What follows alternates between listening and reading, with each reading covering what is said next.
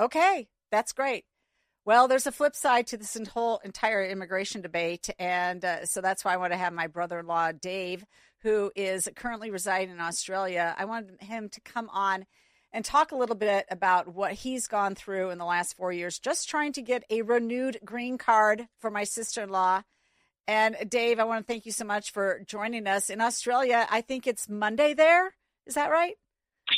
Yes. Hello, Jeannie. Hello. Yes, it's Monday morning. Monday morning, what time? Did I get you up early? 11:30 Oh, 11:30 in the morning. Okay, so it's not too early. Good.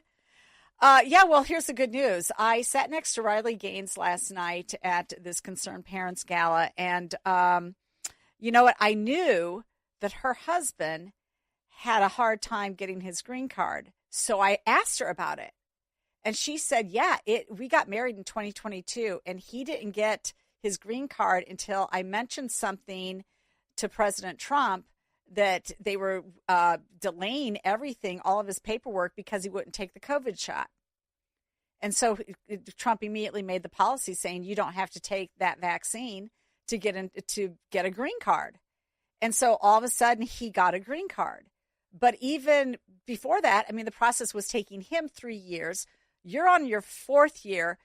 Could you just kind of refresh my listeners' memory? I've had you on a couple times before about what you've gone through so far and what the outlook is right now. Yeah, it's a long story. It's a 4-year story, but essentially, let me just break it down in this. My daughters left Australia because they were told they had to either take the jab or lose your job.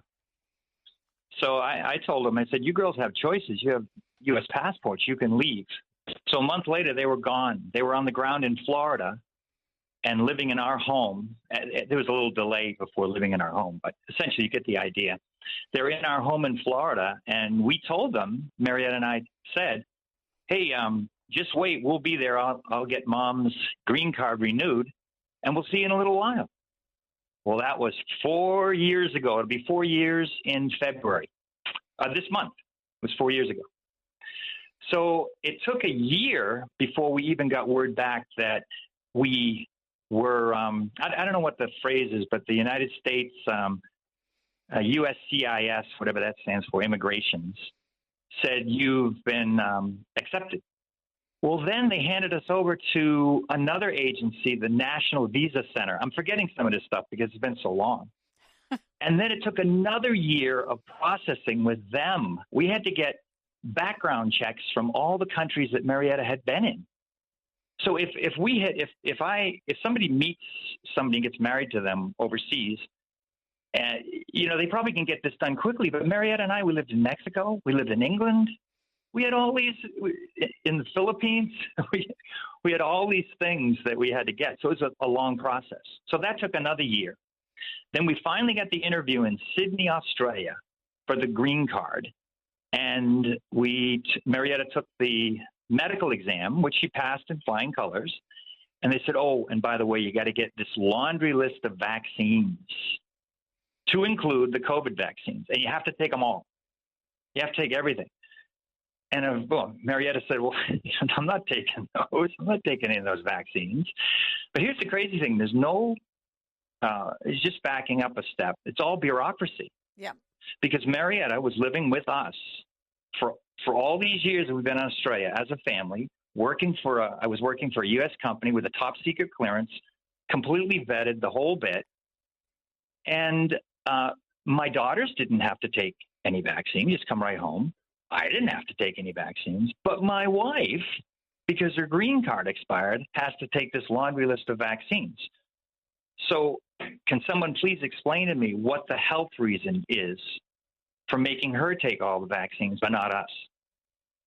If someone could explain that to me, that'd be great. But anyway, because she didn't take the laundry list of vaccines, automatic denial of the visa. So the visa's denied. And when you get a denial of the visa, Jeannie, guess what you get on top of that? You can't enter the USA. At all, even on a tourist visa. No. She. In other words, the first thing they ask you on the visa waiver program, have you ever been denied a U.S. visa? Yes. Boom, you ain't going. So because we the right thing. And I had a boss in the Air Force, Lieutenant Colonel, he used to say, no good deed goes unpunished. Well, we did the good deed of applying to enter the United States legally, getting her green card renewed. She's a former green card holder, a U.S. taxpayer. We've been paying U.S. taxes the whole time on our worldwide income, which is that's a whole other topic. Which you paid a premium on when you sold property in Australia. The U.S. wanted their cut on the profit. Yes, we got smashed by the Australian government. And the next thing you know, I filled out my U.S. tax return with our accountants out of New York. And they came back and said, throw another $20,000 in because the United States sees you made some money off the sale of a property in Brisbane, Australia. So, you think, well, geez, we're here for you paying our taxes, paying all these taxes that I'm not really keen on how the money's being spent, but I don't get a choice in that. But we get to pay the tax. And then when it came time to go home, what do we get in return for that? We get a big stone wall. And I was going to say that Riley, what's her name? Riley the Gaines. Swimmer, right? Riley Gaines, Thank the swimmer. you for telling me. Yeah. I know that she was having trouble. I saw her TikTok explaining the same thing about the COVID shot. And I did hear that the COVID, I think you mentioned it. I found it out. You don't need to take it anymore. But I talked to my immigration people that filled out the waiver. Right, because you had to pay lawyers to do all that for you, by the way, right? Right. Because it's so complicated. It's $5,000. Mm-hmm. I think it's $1,000 to put the waiver into the U.S. government. I'm getting angrier, Dave. I'm getting angrier by the moment. Go ahead. Yep. Well, it's the system. It's the process. And when the bureaucratic process gets in place, it just crushes people and destroys them. It separates families. We've been a separated family now for 4 years. And all you hear is this talk about we don't want to separate families at the border. Okay, well, what about U.S. families? Any consideration for that? But anyway, getting back to Riley, she was talking about the fact that, and she brought that to light, that people have to take the COVID shot, green card applicants. Mm-hmm. Well, I talked to my lawyer out of, Sacramento, California, and they said, yeah, that's if you're applying. I think it means if you're in the United States already. Okay. But if you're applying from overseas like we are, from Australia, we've been living for years and years and years, it doesn't apply. You still have to take it, and you still have to get the waiver. That is bullshit. So what it is, we have in play right now a waiver. Now, and we have put this in a year ago or more. I think the last time I chatted with you, we had put that in. Mm-hmm. And the waiver times, if you go to the website, the United States Immigration and Citizenship, whatever they're called, USCIS, if you go to the website, it gives you the time, and it says the time for waivers, and this is how they phrase it, typical government line. 80% of the cases are dealt with within 32 months. 32 When I saw that, months? I almost fainted. But what does that mean? It says 80% of the cases are dealt with. I don't know what the phrasing is, but we get to them in 32 months. That means there's probably 20% of the cases are longer. And then every time I check the website, I don't want to check it because every time I check it, it's longer. 80% of the cases we do it in 33 months. I'm afraid if I check it now, it'll be up to 5 years. I don't know. And it's totally out of our control. There's no one to talk with. When I talked with the lawyers in Sacramento, they said, it's a waiting game. You just wait. And then, of course, they could come back and say, denied. Right? Yeah. No, Dave, this is, and I don't think that you mentioned it this time, but Dave's an Air Force veteran. What happened to thank you for your service? I don't know. Don't ask me. But getting back to Riley, if you've got some kind of connection, and if somebody connected knew of our situation, they'd probably say, get him the damn green card and get him over there. So she told me she's going to get me her connection. And then I got another email from somebody who's very high up in Trump's administration just today. And he said he read my newsletter. Oh, my gosh, I'm so thrilled he read my newsletter. And he wants – and, Dave, you need to send me all the information so I can forward it to him so he can get this unjammed. So I've got two Can you new get places. uncertain? I don't want to get excited though, because I thought like I do have connections to the top senators, the top congressmen. I mean, a lot of them, and I pled your case, and it went nowhere. And then I had another connection to DHS, and it went nowhere. So I'm hoping maybe these two people can get to the right person. This is There's disgusting. no appetite, Jeannie, for bringing people in. And what it is, it's a big bureaucratic machine. Now, if I was still working, I think if I was still working at the base, I used to have the top secret clearance at the base, worked in England, right? For a couple of years, came back and everything. I think they would expedite it. They say, oh, it's important that this guy gets in this, whatever. Right. But because I'm no longer in the system, I'm just a U.S. citizen who I'm Pays trying your to be taxes. a good citizen, pay my taxes, do the right thing, play apply by the to enter rules. legally. Don't just Yeah. Marietta. We were in Florida when we were living in Mexico. We were going to Florida, visiting the girls all the time, leaving at the right time, following the rules. Marietta could have just stayed. That a lot of people said that. Why don't you stay? No. But we're not like that, Jeannie. Right. So you thought it wouldn't take so long. So you sold some property in Australia. You moved to Mexico, to Cancun, to be just a short flight away from Florida, where your girls were leaving. You'd come and go on a tourist visa, which is a 90-day limit. And this is during this whole time where you're trying to process in for a legal renewal of her green card. And you would just leave. You would leave habitually on time, but you're in country. And I'm in my own house. You're in your own house that you've been paying taxes on for 30 years together as a married couple.